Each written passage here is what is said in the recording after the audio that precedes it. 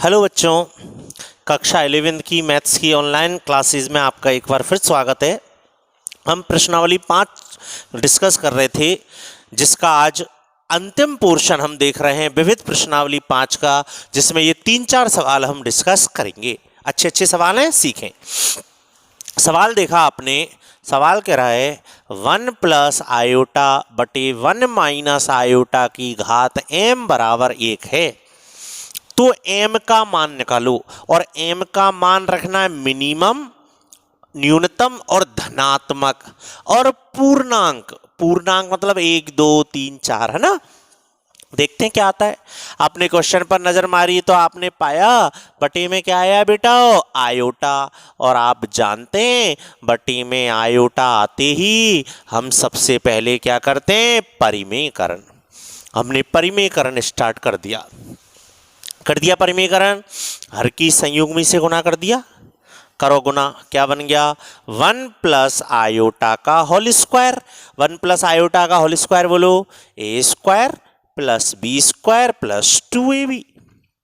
गुना कर दिया 1 plus iota गुना 1 प्लस आयोटा, 1 प्लस आयोटा का स्क्वायर और 1 प्लस आयोटा का स्क्वायर खोल दिया। नीचे A square minus B square. क्या आ गया बेटा, आयोटा के वर्ग का मान हम जानते हैं -1 होता है।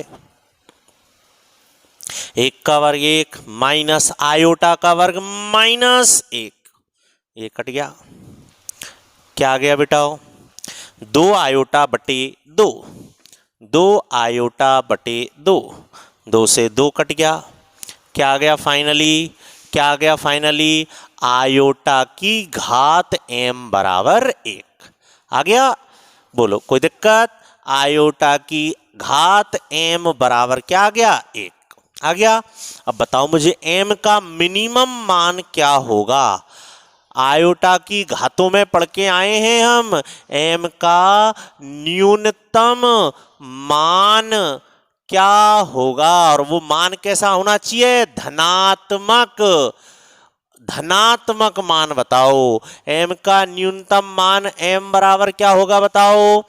तो आपने कहा सर आयोटा की घात 0 का मान 1 होता है, आयोटा की घात 0 का मान 1 होता है, और आयोटा की घात 4 का मान 1 होता है। तो और फिर आयोटा की घात 8 का मान 1 होता है। लेकिन न्यूनतम तो 0, लेकिन धनात्मक तो 0 धनात्मक संख्या नहीं है। 0 को ना धनात्मक है ना ऋणात्मक है। तो बताओ भैया, आयोटा की घात 4 का मान 1 होगा, फिर ये 0 धनात्मक नहीं है ना, तो m का न्यूनतम मान कितना आ गया, 4। यदि वो ये शब्द नहीं लगाता धनात्मक, तो m का मान कितना लिखते हैं हम, 0, m बराबर 0 रखते, क्योंकि आयोटा की घात 0 का मान 1 होता है, लेकिन उसने धनात्मक कहा है, इसलिए आयोटा की घात 4 बराबर 1। बताओ बेटा कोई दिक्कत, क्वेश्चन सॉल्व करें आप, नोट्स में लिखते चलें। अगला सवाल आपकी स्क्रीन पर आ चुका है। सवाल ये रहा, सवाल कह रहा है एक समीकरण है 1 माइनस आयोटा का मॉड्यूलस, किसका चिन्ह है, मॉड्यूलस मापांक का, इसकी घात x है और ये बराबर है 2 की घात x के। ये समीकरण है। वो कह रहा है इस समीकरण के लिए शून्येतर का मतलब होता है शून्य के अलावा। शून्येतर का मतलब शून्य के अलावा, इंग्लिश में बोलते हैं शून्येतर को नॉन जीरो मतलब 0 के अलावा पूर्णांक मूलों की संख्या। पूर्णांक मूल मतलब x के मान, मूल मतलब x के मान, और पूर्णांक मतलब पूर्णांक मान। आपको सवाल कह रहा है कि बताओ x के ऐसे कितने मान आएंगे, x के ऐसे कितने मान आएंगे जो पूर्णांक हो लेकिन 0 नहीं हो। क्वेश्चन क्या पूछ रहा है, समझ में आई। वो पूछ रहा है बताओ इस समीकरण को आप जब हल करेंगे तो x के कितने मान आएंगे। वो x की मान सपोज करो ये आई, सपोज करो x की मान ये आई, वो कह रहा है बताओ x के कितने मान आएंगे, तो फिलहाल तो 4 हैं, लेकिन वो कह रहा है नॉन जीरो, जीरो के अलावा, तो ये तो लेना ही नहीं। उसमें भी वो कह रहा है पूर्णांक, तो ये तीनों ही पूर्णांक है, तो बताओ कितने मान आए x के, 3, है ना। तो वो ऐसे पूछ रहा है कि यदि इस समीकरण को हल करें तो x के कितने मान आएंगे, कैसे, शून्य के अलावा और पूर्णांक। करें समीकरण हल। आपने देखा मॉड्यूलस है, तो पहले तो मॉड्यूलस लेंगे इस संख्या का, स्टैंडर्ड रूप में लिख लेते हैं इसको, इस संख्या का पहले मॉड्यूलस लेंगे, इस वाली संख्या का। ऐसा तो मत कर देना हो मेरे भैया, हो x से काट दो, x से कट जाएगा तो मान कहां से लाएंगे x को, तो x से मत काट दियो हो, तो मॉड्यूलस लेना हो या संख्या को। कैसे ले मॉड्यूलस, अंडर रूट वास्तविक भाग का वर्ग प्लस काल्पनिक भाग का वर्ग। ले लिया इस संख्या का मॉड्यूलस, और इसकी घात कितनी चल रही है, x।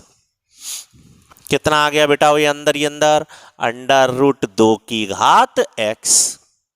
अंडर रूट का मतलब घात में 1/2, 1/2 गुना होगा x से, तो कितना हो जाएगी घात x/2। अंडर रूट 2 आ गया ना मापांक, और अंडर रूट 2 का मतलब 2 की घात 1/2, और तो कितना हो गया x/2। तुलना करने पर भैया दोनों पक्षों की तुलना कर दो, तुलना कर दो, बताओ क्या आ गया, तुलना करने पर x/2 बराबर आ गया x, आ गया। x को काट मत देना, वज्रोना करो, पक्षांतरण करो, तो x बराबर क्या आ गया, 0। तो बच्चों x का मान 0 आ गया, लेकिन x का ये 0 मान तो स्वीकार्य ही नहीं है।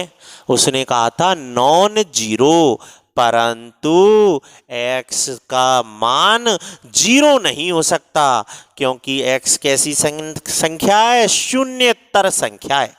मतलब ये तो मान स्वीकार्य ही नहीं है, तो ये तो अग्राह्य हो गया, अस्वीकार्य हो गया, तो ये तो अग्राह्य है। बताओ x के कितने मान आए, सर एक ही मान आयो, वो भी स्वीकार्य नहीं है, अतः शून्येतर पूर्णांक मूलों की संख्या। मतलब मैं पूछूं आपसे x के कितने मान आए, तो हम यही तो कहेंगे एक भी नहीं आयो, एक भी नहीं आयो, मतलब संख्या कितनी हो गई, 0। कितने मान आए बेटा वो x के, 0। नोट करो क्वेश्चन। अगला सवाल क्वेश्चन नंबर 19। सवाल कह रहा है यदि a plus iota b Guna c plus iota d Guna e plus iota f Guna g plus iota h बराबर है a प्लस आयोटा b, तो सवाल कह रहा है ये सिद्ध करो। दिमाग लगाओ, स्टाइल से दिमाग लगाओ, आप कर पाएंगे, मुझे विश्वास है। सर ये a प्लस आयोटा b है और हमें बनाना है a square plus b square. Sir हमने सवाल करें यदि a प्लस आयोटा b से a square plus b square बनाना हो तो ये तो तभी संभव है जब इसका गुना हो a माइनस आयोटा b से। जब इसका गुना a माइनस आयोटा b से होगा तो अपने आप आ जाएगा। तो a प्लस आयोटा b है, क्या बनाना है, a माइनस आयोटा b। कैसे बनेगा, संयुग्मी लेने पर। इसलिए मैं लिख रहा हूं दोनों पक्षों की संयुग्मी संख्या लेने पर, दोनों पक्षों की संयुग्मी संख्या लेने पर। ले रहे हैं दोनों पक्षों का संयुग्मी। संयुग्मी आप जानते हैं, आयोटा के आगे का चिन्ह बदल दो। ले लिया संयुग्मी, क्या करेंगे, समीकरण नंबर 1 और 2 को गुना करेंगे। कराओ गुना, a प्लस आयोटा b का गुना a माइनस आयोटा b से। लिखूंगा डायरेक्ट कर दूं, a प्लस आयोटा b का गुना a माइनस आयोटा b से करेंगे तो क्या आएगा, a square plus b square. सूत्र पढ़ाया ना हमने, आयोटा हटा दो, A square plus B square, तो करवाओ गुना, गुना करवाओ भैया, इसका गुना इससे A square plus B square, करो आगे, इसका गुना इससे C square plus D square, iota हटाते चलो वर्ग करते चलो, आयोटा हटाते चलो और वर्ग करते चलो, आयोटा हटाते चलो और वर्ग करते चलो, उड़ा दिया, इति सिद्धम। नोट करें, विविध का अंतिम सवाल आ चुका है बच्चों आपकी स्क्रीन पर। सवाल कह रहा है अल्फा और बीटा दो भिन्न भिन्न सम्मिश्र संख्याएं हैं, जहां बीटा का मापांक, जो बीटा वाली संख्या है ना, इसका मापांक 1 है, मॉड्यूलस 1 है। वो कह रहा है बीटा माइनस अल्फा बटे 1 माइनस अल्फा का बार, अल्फा का बार मतलब अल्फा की संयुग्मी गुना बीटा, इसका मापांक निकालो। कैसे निकालें मापांक? आपने कहा सर मापांक निकालना बड़ा आसान है, अंडर रूट वास्तविक भाग का वर्ग प्लस काल्पनिक भाग का वर्ग, लेकिन उसके लिए जिसका मापांक निकालना है, जिसका मापांक निकालना है वो स्टैंडर्ड रूप में होनी चाहिए। अब यह स्टैंडर्ड रूप में बना नहीं सके, क्यों?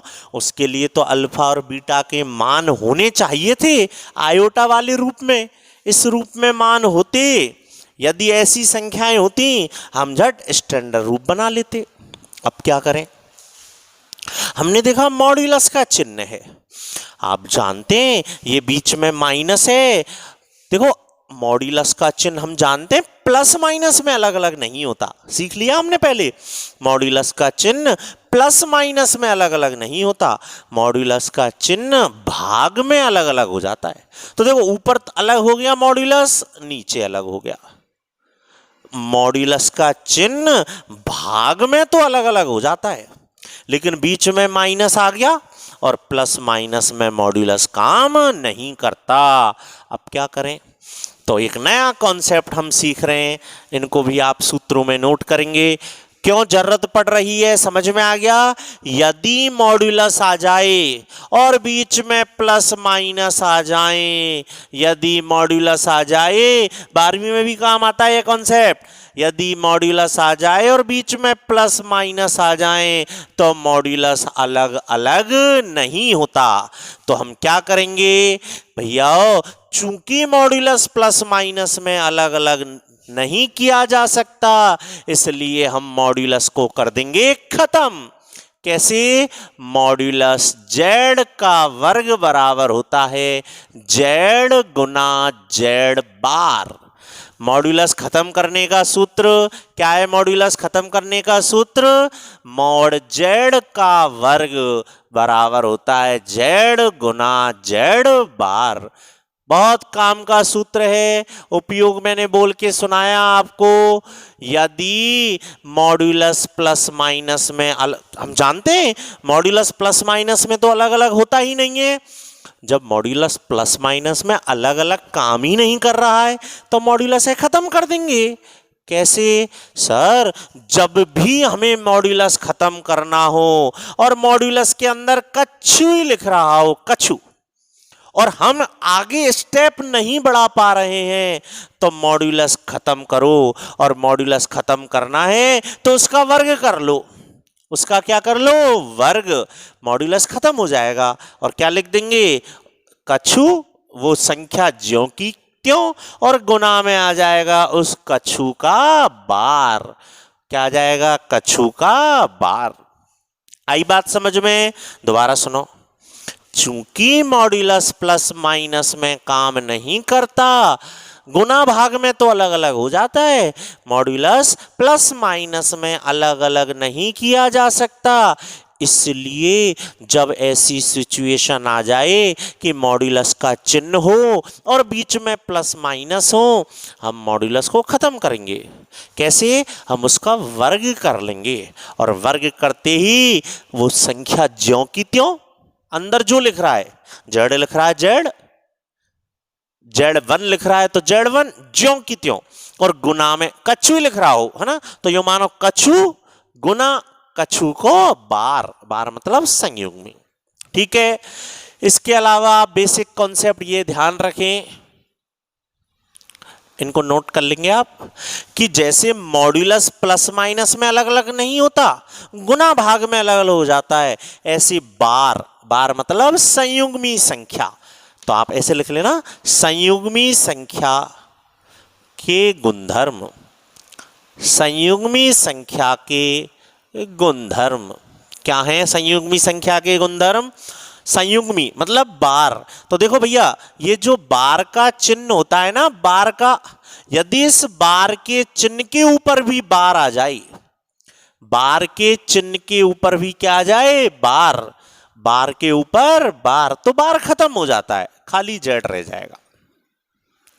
यदि प्लस और माइनस आ जाएं और ऊपर बार लगा हुआ हो, यदि प्लस आ जाए, माइनस आ जाए, गुना आ जाए, भाग आ जाए,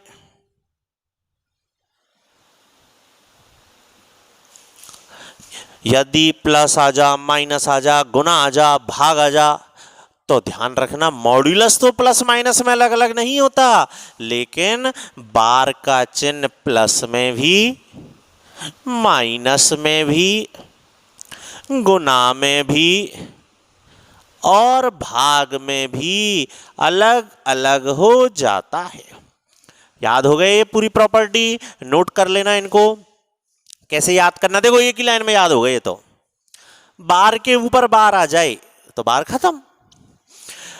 मॉड्यूलस का चिन्ह प्लस माइनस में अलग अलग नहीं होता, हाँ मॉड्यूलस का गुना भाग में अलग अलग हो जाता है, लेकिन बार का चिन्ह तो प्लस में, माइनस में, गुणा में, भाग में, घात में, सब जगह अलग अलग हो जाता है।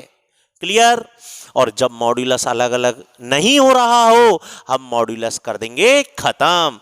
क्या उपयोग है इसका? इसका उपयोग क्या है? मापांक मतलब मॉड्यूलस खत्म करने में। इसका उपयोग है मॉड्यूलस खत्म करने में। कैसे? कैसे? वर्ग करके, उसका वर्ग कर दो, खत्म हो जाएगा। ठीक है बेटा, आप इसको नोट कर लें। मैं मिटा रहा हूं, स्टॉप कर लें वीडियो को। यहाँ वीडियो पूरी देखा करो लाइव, ये नहीं डाउनलोड कर लो। डाउनलोड करने से डबल नेट खर्च होता है। आप लगातार देखा करो, यूट्यूब से देखा करो। व्हाट्सएप से क्लिक करके देखोगे डबल नेट खर्च होगा। यूट्यूब पर जाओ, डायरेक्ट देखो, लाइव देखो, आपका नेट कम खर्च होता है। ठीक है, चलो बेटा आ जाओ, हमारे क्वेश्चन पर लौट के चलते हैं। अभी आपको उपयोग समझ में आएगा। ये गुणधर्म हमने पढ़े हैं, ये अंतिम सवाल है विविध का। आ जाओ, सवाल ने आपसे कहा है अल्फा और बीटा दो सम्मिश्र संख्याएं हैं, जहां बीटा का मापांक 1 है। वो कह रहा है इसका मापांक निकालो। तो ये जो अंदर की संख्या है जिसका मापांक पूछ रहा है, मैंने इसका नाम रख दिया है जेड। इसका नाम मैंने क्या रख दिया है? जेड। वो इसका मापांक पूछ रहा है। वो क्या पूछ रहा है? जेड का मापांक पूछ रहा है। हमने देखा मापांक पूछ रहा है ना बेटा, ये जेड माना है तो ये जेड का मापांक पूछ रहा है। हमने देखा यदि मापांक का चिन्ह आ रहा है और अंदर ही अंदर क्या आ रहे हैं? प्लस और माइनस, तो प्लस माइनस में मॉड्यूलस तो अलग अलग होगा नहीं, क्या कर देंगे? मॉड्यूलस गायब। कौन से सूत्र से? मॉड जेड का वर्ग बराबर जेड गुना जेड बार। मान रखो जेड का मतलब बीटा माइनस अल्फा बटे 1 माइनस अल्फा बार गुना बीटा का वर्ग बराबर जेड।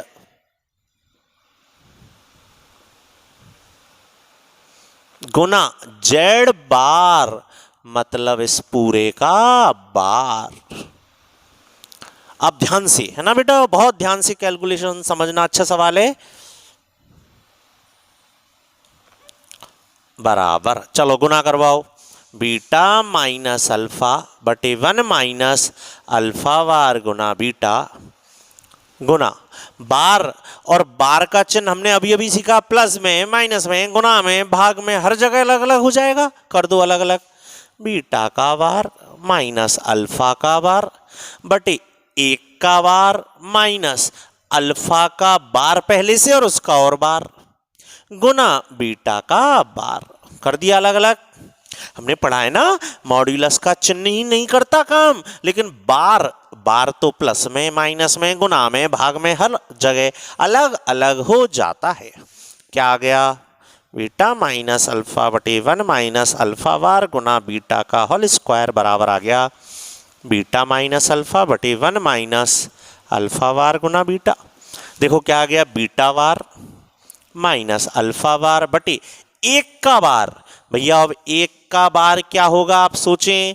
1 का बार, आयोटा के आगे का चिन्ह बदलो, 1 का बार वही 1 ही आया, 1 का बार 1 माइनस अल्फा के बार का बार, अभी अभी सीखा है, जेड के बार का बार जेड, तो अल्फा के बार का बार अल्फा।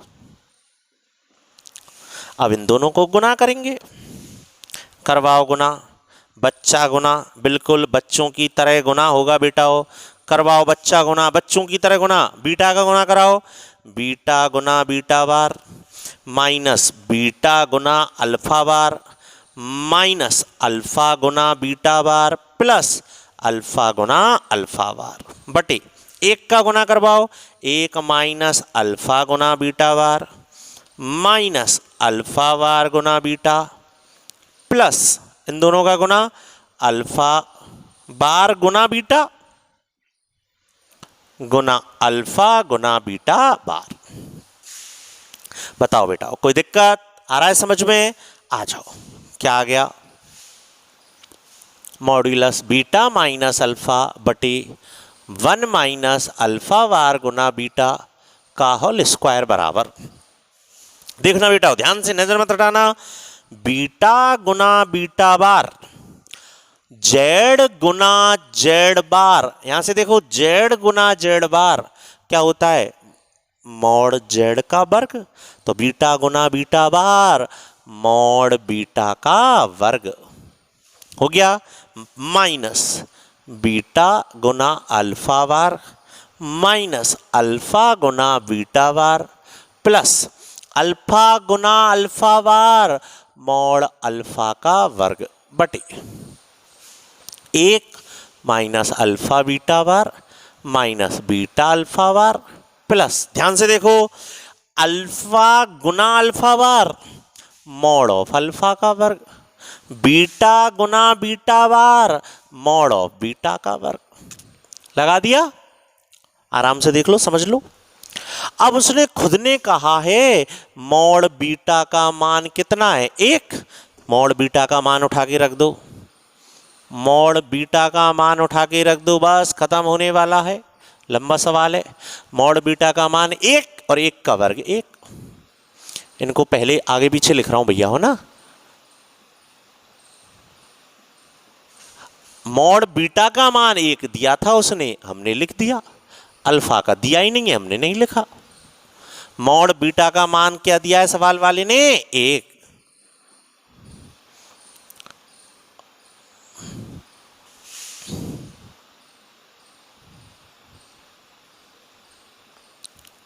मॉड बीटा का मान क्या दिया है बेटा उस सवाल वाले ने? 1। ठीक है, अब ऊपर देखो नीचे देखो, इधर देखो, ऊपर देखो नीचे देखो, अंश को देखो हर को देखो, देखो ऊपर 1 नीचे 1, ऊपर देखो नीचे देखो, अंश को देखो हर को देखो, ऊपर देखो नीचे देखो, अंश को देखो हर को देखो। आपने कहा सर जो चीज ऊपर है वही नीचे, मतलब ऊपर और नीचे कट गई, क्या आ गया? 1 आ गया। वर्गमूल ले लिया, दोनों पक्षों का वर्गमूल लेने पर वर्गमूल ले लिया तो उत्तर क्या आ गया? 1।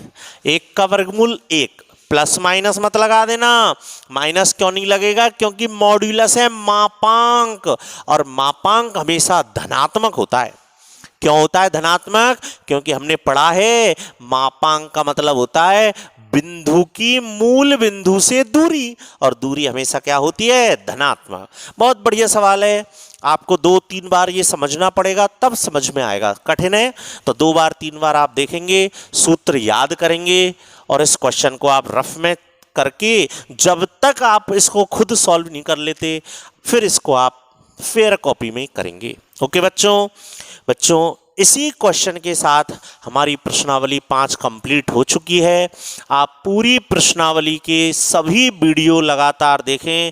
टोटल 13 वीडियो हमने इस प्रश्नावली 5 के बनाए हैं।